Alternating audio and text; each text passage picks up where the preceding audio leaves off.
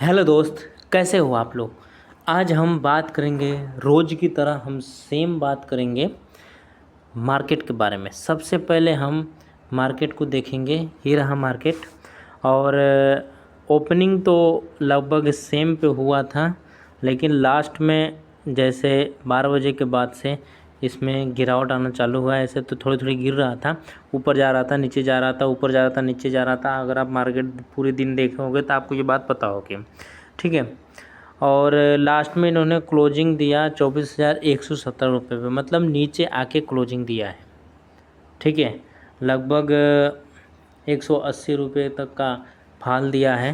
पहले तो 50 रुपये, 60 रुपये, 100 रुपये के नीचे ही चल रहा था। ऊपर जा रहा था, फिर नीचे जा रहा था, ऊपर जा रहा था, नीचे रहा था, लेकिन लास्ट में यही हुआ, ठीक है। और मार्केट देखो, अगर आप देखोगे ना तो मार्केट इस वाले पॉइंट पे रुकना चालू कर दिया है, ठीक है। रुकना चालू कर दिया है इस वाले पॉइंट पे। अगर इस कंडीशन में क्या होगा, इस कंडीशन में ये होगा कि आपके पास जितने भी स्टॉक है ना, ठीक है, वो चलेंगे नहीं। याद रखना, आपके पास जितने भी स्टॉक हैं वो चलेंगे नहीं। आपको सुबह 9:15 पे देखोगे ना तो वो हाई पे खुलता हुआ दिखेगा, और शाम को देखोगे तो लो पे ही क्लोज मिलेगा, मतलब वो चलेगा नहीं। जैसे ये एक रेंज में घूम गया ना, जैसे 4 कैंडल देखोगे, 4 कैंडल एकदम एक दूसरे के आसपास ही बन रहा है, ठीक है। कभी लग रहा है सुबह मार्केट ऊपर खुल गया है, ऊपर खुल रहा है, शाम को आते आते वो फिर से नीचे हो जाता है, ठीक है। लेकिन ये बात आप ध्यान में रखना, ये जो गैप दिख रहा है ना, ठीक है, ये जो गैप दिख रहा है, ये गैप भरने के लिए मार्केट एक बार ज़रूर आएगा, ठीक है। और यहाँ से दो कारण हो सकता है। यहाँ से एक तो इस गैप को भर के एक नया पड़ाव चालू कर दे नीचे की तरफ, ठीक है। नीचे तक कहाँ जाएगा ये पता नहीं है, ठीक है। एक अंदाज़ा लगा सकते हैं कि ये मेजर सपोर्ट इसका ये वाला एरिया मेजर सपोर्ट रहा, ठीक है। तो गैप को भरते हुए, इस गैप को भरते हुए, ठीक है, ये जो सामने गैप को देखता है, गैप को भरते हुए ये दोबारा एक राउंड नीचे लगा देगा। लेकिन इतना बात ध्यान में रखना कि दिसंबर आते आते, दिसंबर की क्लोजिंग जो 31 दिसंबर की क्लोजिंग होगी ना, वो ऐसे होगा, ठीक है। इस कंडीशन में इसकी क्लोजिंग होगी, आप देखोगे तो आपको मिलेगा। ये सारी चीज़ें आपको देखने के लिए मिलेगी। मैं दिसंबर की बातें कर रहा हूँ, ठीक है। और इसके साथ साथ मैं आपको एक आइसर मोटर का क्वार्टर का रिज़ल्ट आया है वो भी दिखाऊंगा। पहले बातें कर लेते हैं, फिर आइसर मोटर का चार्ट देखेंगे, क्वार्टर रिज़ल्ट देखेंगे, सारी चीज़ें देखेंगे, ठीक है। तो ये तो मैं बात कर रहा हूँ डेली चार्ट पे, निफ्टी है, डेली चार्ट पे बात कर रहा हूँ। अगर डेली चार्ट की जगह पे मैं वीकली चार्ट लगाता हूँ तो क्या दिखता है आपको। डेली चार्ट की जगह पे अगर वीकली चार्ट लगता है तो ये देखो, वीकली चार्ट में अगर आप देखोगे ना तो कहीं दूर दूर तक सपोर्ट नहीं दिख रहा है, और वीकली चार्ट पे देखोगे तो कहीं दूर दूर तक सपोर्ट नहीं दिख रहा है।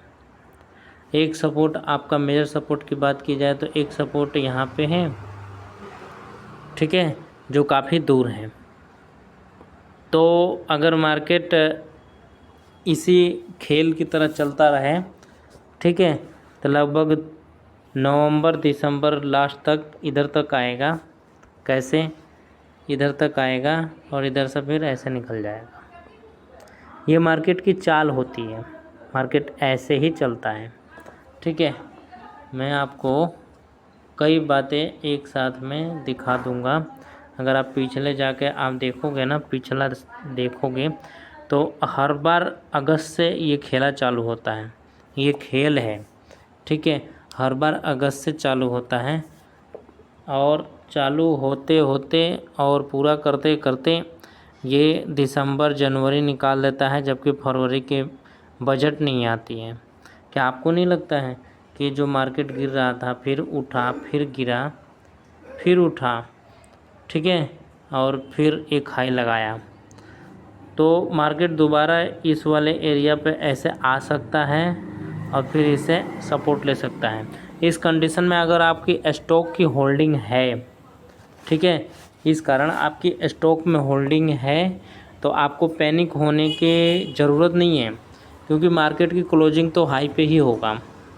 ठीक है, मार्केट की क्लोजिंग हाई पे ही होगा। अगर आप पुराने हो तो आपको इस बातें का अंदाज़ा होगा कि मार्केट की क्लोजिंग हाई पे ही होगा। ठीक है, इसके लिए आपको क्या करना पड़ेगा, नॉर्मल आपको जिसमें भी होल्डिंग बनी है वो एक तो आपने ख़रीदा होगा तो अच्छे स्टॉक ही ख़रीदा होगा। मैं आपको बताता हूँ, ज़्यादातर अच्छा स्टॉक ही लेके आता हूँ। ठीक है, आप अच्छा स्टॉक ही चूज किया होगा और अभी वो नीचे चल रहा है। ऐसा नहीं है कि आप ही का नीचे चल रहा है, सारे स्टॉक नीचे चल रहे हैं, जो बढ़िया है ख़राब है जैसे भी है सारे नीचे चल रहे हैं। एक सबसे बढ़िया गुड बात ये आपको बताऊं, गुड बात ये है कि अच्छे स्टॉक जो पहले ऐसा लगता था कि बहुत ऊपर भाग गया है, अब करेक्शन जोन में मिल रहा है, तो आप चाहो तो उसको एवरेज कर सकते हो। जिसमें आपकी बाइंग है दोबारा आपको उसको एवरेज कर सकते हो, और जब मार्केट में फिर से बुल मोमेंट आएगा, जब मोमेंटम बनेंगे, उस टाइम आप बेच के आराम से निकल जाओगे, अच्छी खासी प्रॉफिट आपको हो जाएगी। तो ये सारी चीज़ें आपको समझनी पड़ेगी। और चलते हैं, अब आइसर मोटर का रिजल्ट आया है क्वार्टर का, उसको भी देख लेते हैं। ये आइसर मोटर है, ठीक है, और आइसर मोटर का ये रिज़ल्ट आया हुआ है, आप ये देखा होगा, इसमें लिखा हुआ है आइसर मोटर क्वार्टर 1 अर्निंग्स, ये लिखा हुआ है। और इसमें अर्निंग में क्या बोल रहा है, आइसर मोटर आपने सुना ही होगा, ठीक है, नाम भी सुना होगा, और हो सकता है बहुत लोगों के पास इसकी गाड़ी भी होगी। तो अगर इसका बात किया जाए तो इसका क्वार्टर रिज़ल्ट की अगर बात करूँ मैं, तो क्वार्टर रिज़ल्ट देखो, इसका वाई ऑन वाई जंप किया है 20%, मतलब ईयर बाय ईयर इसका 20% की जंपिंग है। ठीक है, ये रहा 20% का जंप किया है इसने, अर्निंग आई है। ठीक है, या आइसर मोटर क्वार्टर 1 रिज़ल्ट लिखा भी है, और jump 20% year and year to RC 1101 crore beats estimates. ठीक है, ऐसा इस्टीमेट्स है कि 20% का ईयर एंड ईयर ग्रोथ दिख रहा है। तो चलते हैं आइसर मोटर के चार्ट पे, और चार्ट पे देखते हैं कि क्या सब हो रहा है उसमें। ये आइसर मोटर का चार्ट रहा, ठीक है, और इसमें अभी तो वीकली चार्ट लगा हुआ है, अगर आप देखोगे तो वीकली चार्ट लगा हुआ है। तो जब भी हमें कोई स्टॉक देखना होता है, ठीक है, इसका प्राइस अभी 4576 रुपये चल रहा है। ठीक है, ये रहा इसका प्राइस 4576 रुपये चल रहा है। तो नॉर्मल लोग तो इसमें बाइंग नहीं कर सकते हैं। ठीक है, इसमें बड़ा पूंजी वाले लोग ही इसमें घुस सकते हैं, लेकिन रिज़ल्ट आया है तो मैं आपको बता दिया। मैं ज़्यादातर मैं छोटे स्टॉक को बारे में ही बताता हूँ कि जिसको मतलब सीख रहे हैं, उनके सीखते टाइम वो ख़रीद के आराम से और देख सकते हैं कि प्रॉफिट हो रहा है कि नहीं हो रहा है।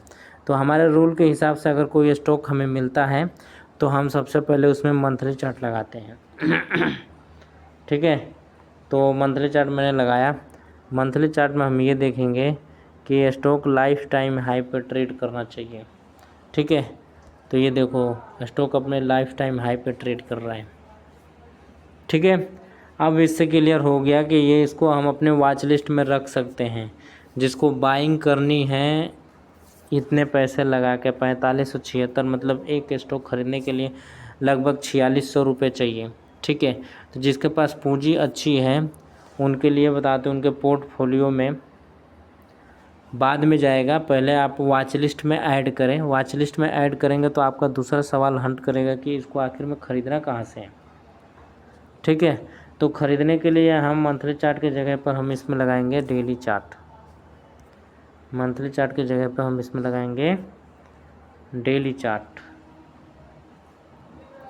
और डेली चार्ट लगाने के साथ साथ इसमें हम ये देखेंगे, अगर मैं यहाँ पे डेली चार्ट लगा देता हूँ और डेली चार्ट पर लगाएंगे तो देखो ये अभी जब मार्केट गिर रहा है तो ये भी गिरा हुआ है, ठीक है।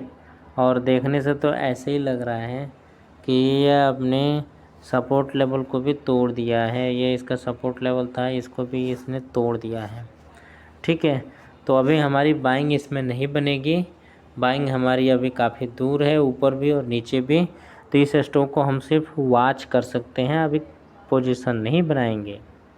जब तक इसमें बुल मूवमेंट नहीं दिख जाती हम इसमें नहीं बनाएंगे। कई सिनारियो होता है बुल मूवमेंट दिखने के लिए।